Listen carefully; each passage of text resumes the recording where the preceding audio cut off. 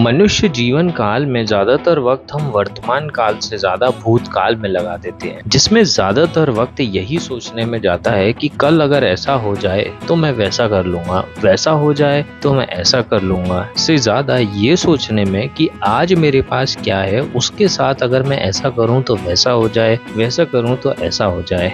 इस मनुष्य रूपी जीवन काल का सबसे महत्वपूर्ण हिस्सा है खुश रहना, पर हम लगा देते हैं इसको ऐसा करूं तो वैसा होगा, वैसा करूं तो ऐसा होगा। तो चलिए इसी असमंजस के साथ शुरू करते हैं आज के इस सफर को।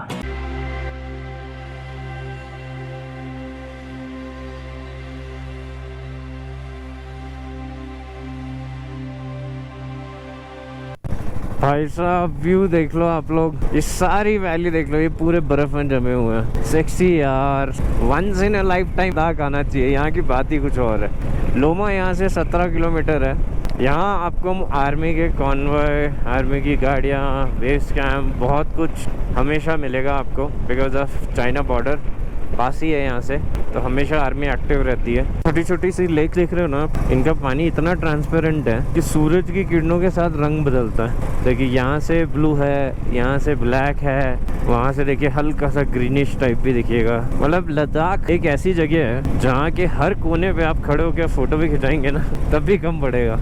हर जगह से, हर एंगल से इतनी ब्यूटीफुल है, आप सोच ही नहीं सकते कि क्या है वो जा रहा अभिमन्यु, वो जा रहा आगे। आकाश कहाँ रह गया? लोमा ब्रिज आ चुका है, आर्मी चेक पोस्ट।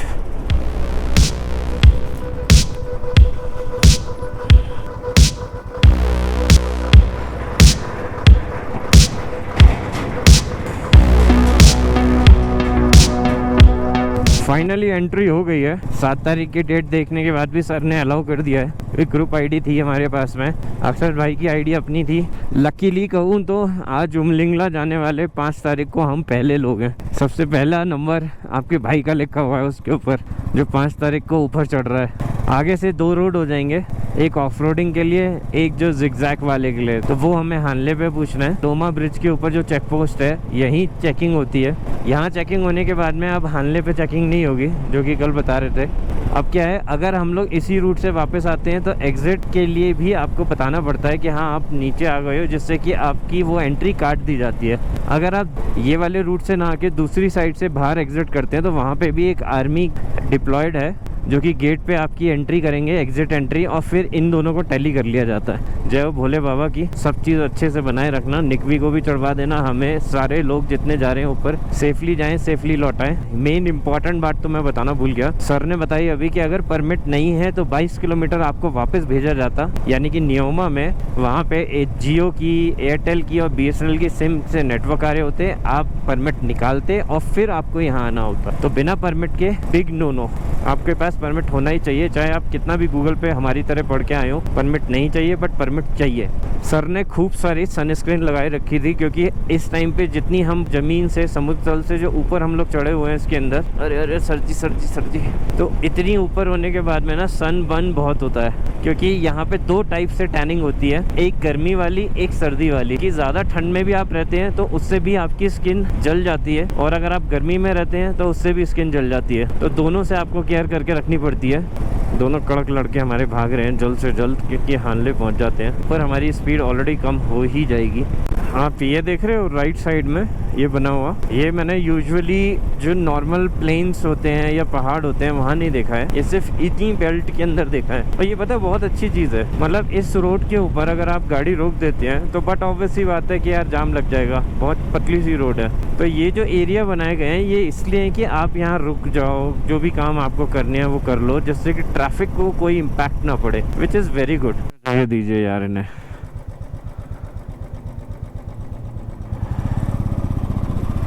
चलो चले। वहाँ आप देख रहे हो, ऐसा लग रहा है बादल निकल रहे हैं नीचे से या ऊपर से नीचे आ रहे हैं। बादल भी 10,000 फीट के आसपास पे आ ही जाते हैं। हम लोग तो ऑलरेडी उससे बहुत ऊपर चल रहे हैं, तो बादल हमारे आसपास ही हैं। अभी स्नो गिर रही थी, अब धूप निकल चुकी है। बिल्कुल अनप्रेडिक्टेबल वेदर हमेशा की तरह पहाड़ों का। ये पूरा एरिया देख के आपको ऐसा नहीं लगता कि यहाँ पूरा गांव बस सकता है, पूरा शहर बसाया जा सकता है? कितना प्लेन्स है, पीछे जाके पहाड़ हैं। यहाँ पे अगर बसावट कर दी जाए तो कितनी पब्लिक आ सकती है। कल से हम लोग यही सोच रहे हैं, बट थैंक्स कि नहीं है, वो एक अलग चीज़ है। और दूसरी अच्छी चीज़ कि यहाँ पे जो रोड बनी हुई है, अगर कहीं से भी थोड़ा सा भी पैच टूटा है ना तो उसको बना दिया गया है। मतलब ऐसा नहीं कि वो टूटी पड़ी है तो पूरी टूटी पड़ी हुई है। और बहुत ही प्यारा सा व्यू रखा है सामने। सच में मन तो है कि रुक जाऊँ और फोटो वोटो खींच लूँ, बट सारे लोग आगे जा चुके हैं। मैं ही बस आराम से चल रहा हूँ, बिल्कुल सब कुछ देखते हुए, क्योंकि कुछ चीज़ें होती है ना कि आप कैमरे में कैप्चर नहीं कर सकते, कुछ चीज़ें सिर्फ आप देख सकते हो। अब जो है रोंगो आ चुका है। यहाँ से मेरे ख्याल से 35 किलोमीटर के आसपास होना चाहिए। यहाँ तक यार रिसोर्सेज पहुँचाना कितना ही टफ टास्क होता होगा। मतलब the life of the people who live here is very tough. Network नहीं है, पानी की प्रॉब्लम है, लाइट की प्रॉब्लम है, बट स्टिल उनके अंदर सबसे अच्छी चीज़ पता है क्या है? अगर आप कभी उनसे मिलोगे तो हमेशा हर बंदा खुश है यार। मतलब ऐसा नहीं है कि ये चाहिए वो चाहिए, इतना कम हो गया वो कम हो गया, जो हम लोग करते हैं कि यार ये नहीं मिल रहा वो नहीं मिल रहा, इसके लिए दुख है उसका दुख है, इतनी टेंशन है, इतना सब होने के बाद भी। But if you compare your life with these people तो फिर आपको असली एक्चुअल में चीज़ें पता चल जाएंगी। यहाँ सिख रेजिमेंट भी आपको देखने को मिलेगी। कई सारी रेजिमेंट्स यहाँ पर डिप्लॉयड है। ये देखो, इनके लिए हॉर्न मत बजाना, ये अपने आप बेचारी चली जाती हैं। बहुत ही प्यारी सी है। टीटी टीटी भागो भागो भागो भागो।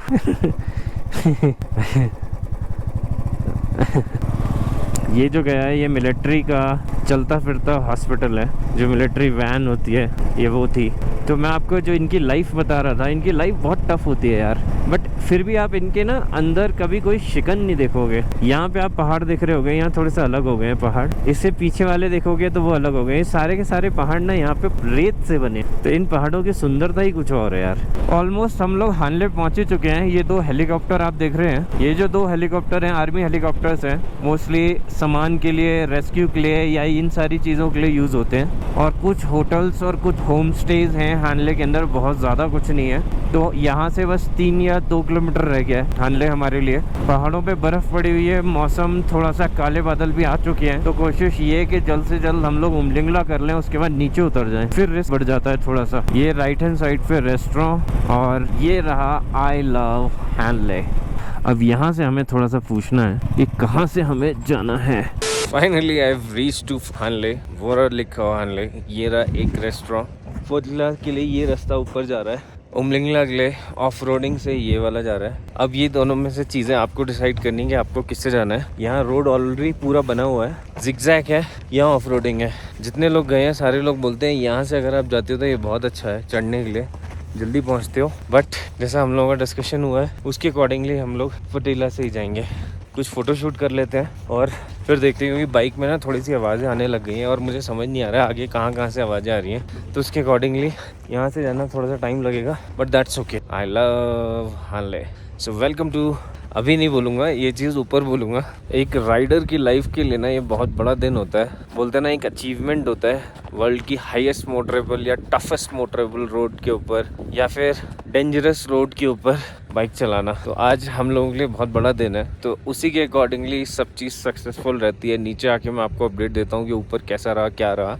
अभी हमने कुछ ऑर्डर किया है। मैंने मैगी खाऊंगा, ज़्यादा हैवी नहीं खाऊंगा यार, क्योंकि एल्टीट्यूड बहुत बढ़ना है तो ज़्यादा हैवी खा के फ़ायदा नहीं है। यहाँ पे टूरिस्ट असिस्टेंट बूथ भी है, अगर आपको कभी भी कोई हेल्प की ज़रूरत हो तो इस पे बात कर सकते हैं। रेस्टोरेंट एक ये रहा, एक मेरे ख्याल से इस पे काम चल रहा है, दूसरा वो बनेगा। रुकने के लिए बहुत ज़्यादा ऑप्शन नहीं है, जो भी थोड़े बहुत अवेलेबल हैं उन्हीं में से ही आपको चूज़ करना है अगर आप यहाँ स्टे करते हैं तो। और अगर मैं गलत नहीं हूँ तो वो रही हानले ऑब्जर्वेटरी।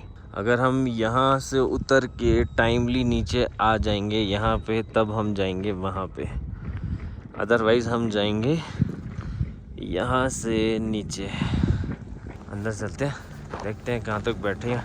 फाइनली काफ़ी डिस्कशन के बाद में, पहले था कि हम लोग हानले गांव से होते हुए निकलेंगे, वहाँ से क्या है टाइम कम लगता है और 20-25 किलोमीटर बच जाते हैं। बट ये कि वो थोड़ा सा ऑफ रोड हो जाता है और यहाँ पे पूरी रोड बनी हुई है, यहाँ जिगजैग है। काफ़ी लोग मिले हैं जो ऊपर तक गए नहीं है बिकॉज ऑफ AMS। तो उसके अंदर क्या होता है, सांस की प्रॉब्लम होने लग जाएगी। कोई बोल रहा था ऑक्सीजन सिलेंडर ले जाना ऊपर, और बर्फ़ ऊपर पड़ी हुई है तो स्नो पड़ सकती है। तो बहुत सारे इफ एंड बट हैं। जय हो बाबा जी, भगवान जी भोलेनाथ बस बचा के रखना।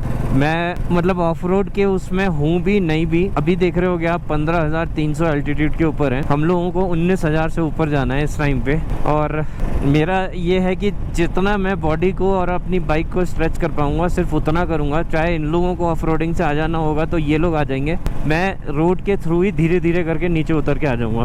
That's what the plan is. अगर मेरा ऑफ रोडिंग का हुआ तो ही जाऊंगा, अदरवाइज नहीं जाऊंगा।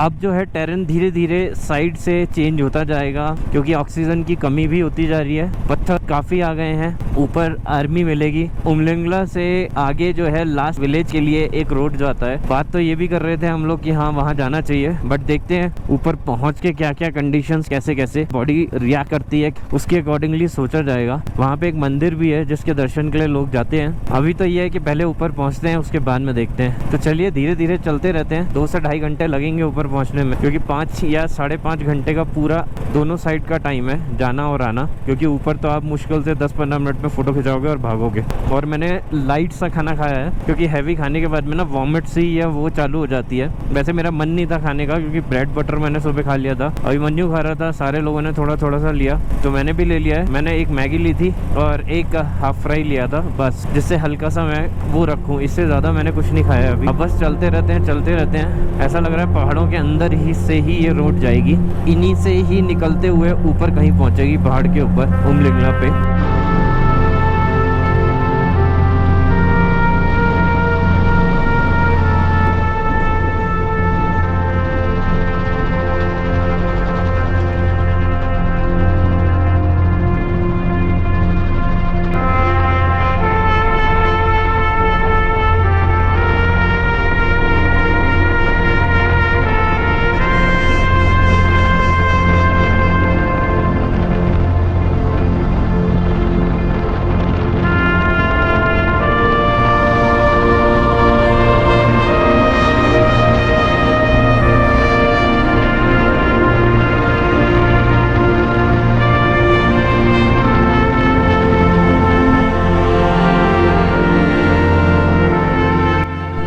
देख रहे होंगे इस टाइम पे हम लोग एवरेस्ट बेस कैंप से भी ऊपर हैं।